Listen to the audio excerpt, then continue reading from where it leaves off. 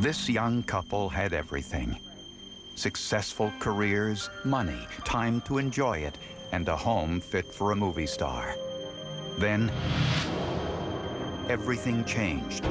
Their 3-year-old son developed serious respiratory problems, and his father started showing signs of Alzheimer's disease. Forensic scientists needed to know whether these illnesses were bad luck, bad genes, or something else.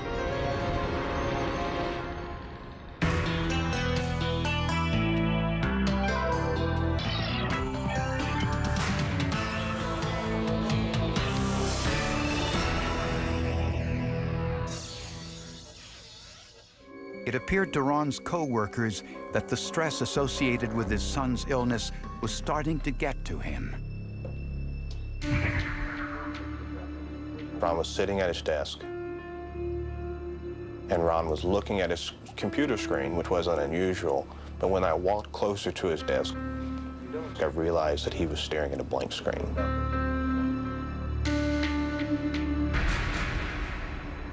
And Ron exhibited other symptoms. He came out of the grocery store and could not remember where he had parked his car or what car he even drove. It took him about 5 hours to come back from the grocery store when it should have taken him 20 minutes. And when he gets home, everything's melted, and he said, I don't know, I had a blackout or something. I didn't know what was going on, and the wheels were coming off, and I was scared. Dr. David Strauss is a professor of microbiology and immunology at Texas Tech University.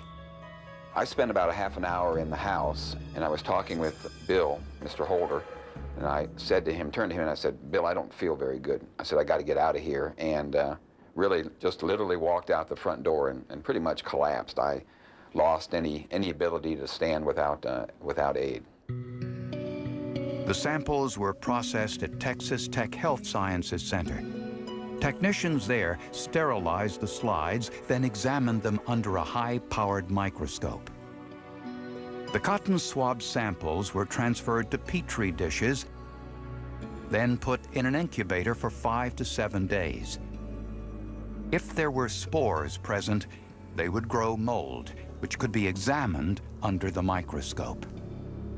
Most household molds are harmless, but Dr. Strauss found one type of mold in the home that was not harmless. It was a toxic, deadly mold known as Stachybotrys. A short time later, Melinda was notified of the results. They informed us that it was literally everywhere, and including in the apartment where we were living, and for us it'd be a good idea to leave. Dr. Michael Gray sees more than 150 patients a year who suffer from exposure to toxic molds. I concluded that Ron Allison was definitely affected by the mycotoxins which he was exposed to in the context of his living environment in the house that they lived in. In addition to medical experts, Ron's attorney presented epidemiological studies showing the relationship between trichothezene, the toxin found in Stachybotrys mold, and mental functioning. I was confident that we had found the kind of scientific information that would allow us to try this case to a jury, yes. Ron and Melinda were asking the insurance company for the cost of their home and property, $6 million. The jury took 2.5 days to come back with their verdict, but it was not for the $6 million Melinda and Ron asked for. The jury awarded the couple $32 million. It was a great relief to me that the jury system worked. I was obviously relieved. I had hoped that they would not get away with what they had done. All of those medical doctors and quality scientists that have been involved in our case are my heroes. A harmless-looking man with the heart of a monster. Wilder was a high-end psychopathic.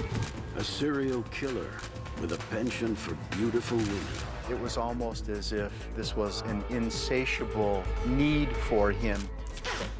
A race against time to stop his frenzy. You wanted to catch him, you wanted to put an end to it. And a best-selling author hooked on the story. He was this evil man on a mission, and he was leading the FBI.